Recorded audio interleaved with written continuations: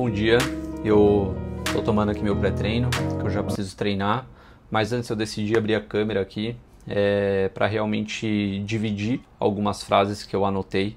Eu separei alguns dias sem gravar mesmo, eu tirei uns 3, 4 dias bem off das redes sociais para realmente olhar para as minhas coisas e planejar e ver o que realmente eu queria para esse ano. E eu acabei montando uma listinha de meta, foi no dia 31 mesmo. E o que eu queria fazer aqui antes de treinar é dividir algumas perguntas que eu fui pegando em alguns podcasts que me fizeram refletir bastante.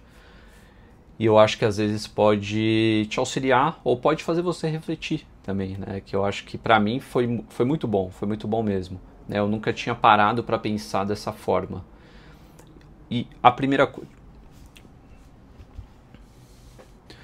E aí, tirando esses dias offs, eu anotei vários insights, então eu anoto no Notas do iPhone, e só que daí como ele está aqui no computador fica mais fácil, porque eu estou usando aqui o iPhone para gravar.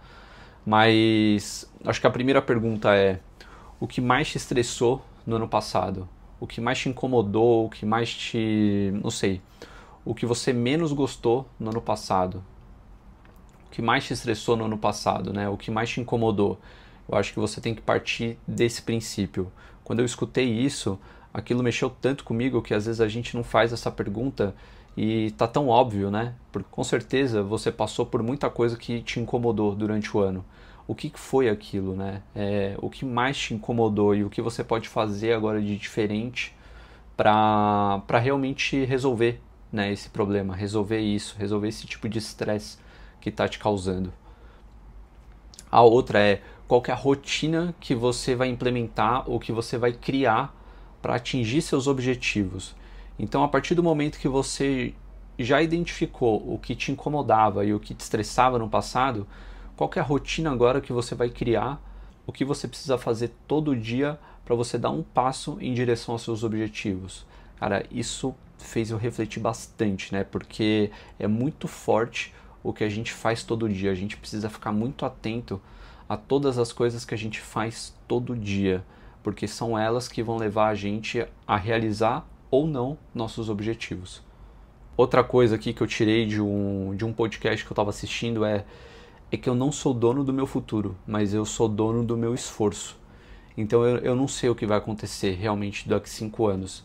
E quando eu deixo isso claro, eu trago uma leveza para a minha vida, mas automaticamente eu sou dono do meu esforço. Então, quanto que eu estou disposto a me esforçar, a pôr intensidade para realizar o meu sonho? Porque às vezes a gente quer muito alguma coisa, mas a gente talvez não ponha a intensidade e não ponha o esforço suficiente para realmente chegar lá, né? Para realmente realizar esse sonho ou realizar esse objetivo. Então, essa foi uma das frases que fez eu refletir sobre as minhas metas e sobre o que eu queria para esse ano. Que nada vai dar errado a não ser o que precisa dar errado. Quando eu ouvi isso, tipo, você realmente entende que nem tudo está no seu controle e que se você não ir lá e fazer, né, se você não ir lá e testar, tirar seu projeto do papel ou pensar naquela transição de carreira ou não sei, pensar em qualquer outra coisa, você nunca vai saber. Mas você precisa percorrer o caminho. Então, a partir do momento que você decidir ser, né, então eu decidi ser criador de conteúdo, eu decidi empreender, eu decidi abrir uma marca. Cara, você já decidiu. Agora você precisa percorrer o caminho. Só que esse caminho nem sempre vai ser fácil, né? E aí eu puxo o gancho para a última frase que eu anotei. É justo que muito me custe o que muito vale. Então, se aquele sonho vale muito para você, é justo que ele vai custar um preço para você. E esse preço não é dinheiro. Esse preço é emocional e é mental. E a gente sabe que ele vai custar. E a partir do momento que você sabe que o caminho ele vai ter suas dificuldades, você vai voltar para aquela pergunta que eu te fiz. Qual que é a rotina que você vai fazer para alcançar seus objetivos? O que você vai fazer todo dia para que você consiga dar conta dessa carga emocional que você vai sofrer e dessa carga mental também que vai te exigir. E aí, a partir desse momento, talvez você consiga realmente dar conta.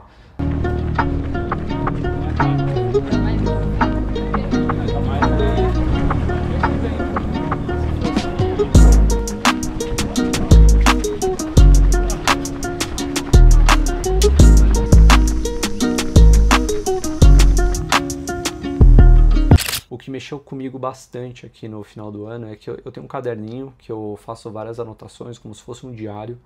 Eu faço isso desde a pandemia, né, como uma forma de desabafar mesmo, de escrever um pouco sobre o meu dia a dia e de retornar nele depois e ler quem era o Felipe de antes, né, como que ele escrevia, como que era a linha de raciocínio dele, os pensamentos, e olhar essa trajetória minha e ver como que eu estou evoluindo e lidando com os meus próprios desafios. E um dos trechos, né, que eu me lembrei foi de que um dia na pandemia, né, a empresa não estava indo tão legal, e uma das frases que eu coloquei foi a do Churchill, de que o sucesso é pular de fracasso em fracasso sem perder o entusiasmo. E eu fiquei refletindo muito porque eu acho que até hoje, até, sei lá, ontem, né, nesse final de ano, eu não tinha entendido o que seria aquilo, né? E me veio um insight. E não tem como você manter o entusiasmo, né, a cada vez que você falha, se você não é uma pessoa otimista.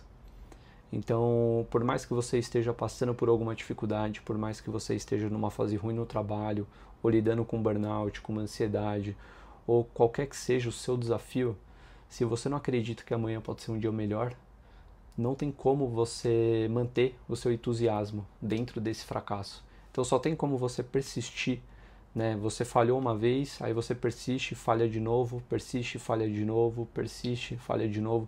Só tem como você manter esse entusiasmo quando você realmente é otimista e acredita que o dia de amanhã vai ser um dia melhor, né? Não tem como a gente ser uma pessoa pessimista e manter esse entusiasmo, sacou?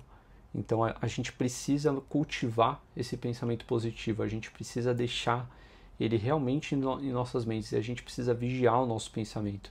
Quanto mais a gente mantém esse otimismo, fica mais fácil da gente lidar com as adversidades, fica mais fácil da gente passar por esse fracasso ou lidar com esse desafio que a gente está enfrentando. Porque uma pessoa pessimista, cara, é uma pessoa que já vê o dia cinza.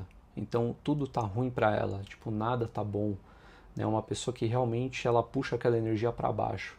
Agora uma pessoa otimista, por mais que aquele dia esteja super desafiador, ela realmente acredita que amanhã ou mês que vem vai ser um dia melhor, né? Ou que mês que vem a empresa dela vai faturar um pouco mais e ela consegue lidar melhor com esse desafio, né? Ela consegue pensar com mais criatividade, ela consegue ver mais saídas. É muito mais fácil você ser uma pessoa otimista, porque quando você está muito pessimista, cara, parece que você não consegue enxergar uma solução. Então você só vê defeito, você só vê coisa ruim, você não vê uma solução para nada. Então você às vezes acaba desistindo do seu sonho.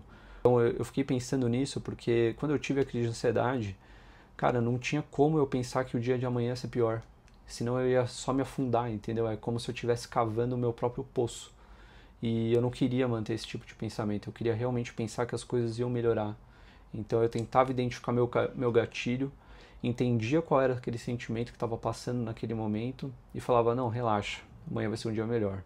Ou já já vai melhorar, né? Se eu for realmente só uma pessoa pessimista, realmente o dia sempre vai estar nublado, sempre vai estar cinza, nada vai estar bom. E você acaba perdendo grandes oportunidades que às vezes passam na sua frente.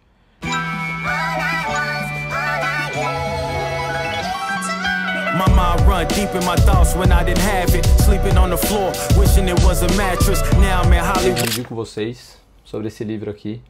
Eu já tinha mostrado ele antes, mas eu tô lendo ele com muita calma, já era até para eu ter terminado, mas como eu tô grifando e anotando bastante coisa, eu acabo demorando um pouco mais para até trazer alguns insights para o meu dia a dia, porque eu já escutei um podcast dele no Rich Roll e é coautor desse livro e ele fala bastante coisa sobre vários métodos de treinamento e como você consegue criar uma persistência mental mesmo em superar certos desafios. E aí ele faz algumas analogias, né, para treinamento de força, para treinamento de resistência e traz vários insights para corredores. Então, quando você está no esporte de endurance, chega um determinado momento que é mais você contra a sua mente do que qualquer fator físico.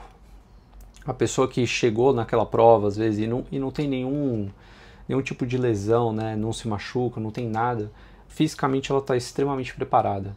Mas durante aquela prova, ela pode ficar super ansiosa antes, e essa ansiedade ela pode afetar o desempenho da pessoa durante a prova em vários fatores, né?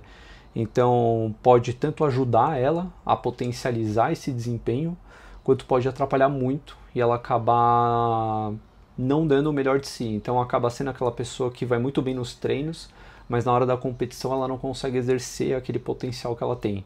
Então esse livro aborda muito isso, muito mesmo. Então ele fala bastante de aspectos emocionais, ele aborda muito a ansiedade e o sentimento de medo. Então como que a gente pode usar esse tipo de mecanismo para que a gente consiga lidar com algumas dificuldades do nosso dia a dia, né? Ou até dificuldades no trabalho, nos nossos relacionamentos, ou na nossa vida mesmo. Não, um dos trechos mais interessantes que eu achei nesse livro é essa parte aqui. Precisamos desenvolver a capacidade de nos sentirmos confortáveis em nossas mentes, para prevenir o padrão de preencher esse espaço pegando o celular ou deixando nossa mente sair de controle. Ou seja, a gente não consegue ficar em momentos de tédio. E aqui ele fala para a gente conseguir treinar isso no dia a dia. Então, para a gente às vezes fazer, vai na academia ou vai correr, vai fazer qualquer atividade, tenta fazer ela sem algum estímulo. Então você tenta fazer sem fone, você tenta fazer sem qualquer coisa que vai te distrair.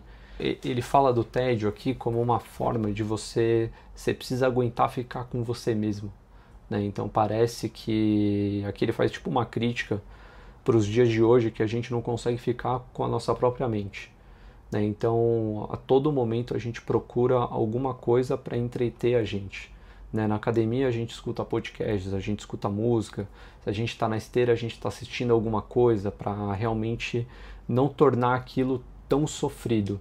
E ele fala que conforme você vai treinando, passar por esses momentos e lidar com o seu tédio, você vai conseguindo ficar mais forte mentalmente. E eu achei isso genial, porque realmente é muito mais fácil você fazer um treino de corrida quando você está de fone, e aquilo ele tá distraindo a sua percepção de esforço. Então é como se o treino passasse mais rápido, né? E aí quando você está sem fone e correndo numa esteira, por exemplo, é como se tudo passasse mais devagar e você tivesse que lidar com os seus próprios pensamentos naquele momento e lidar com a percepção de esforço do treino. Então acaba sendo um treino muito mais sofrido, por isso que ninguém consegue ou ninguém gosta de treinar na esteira, né?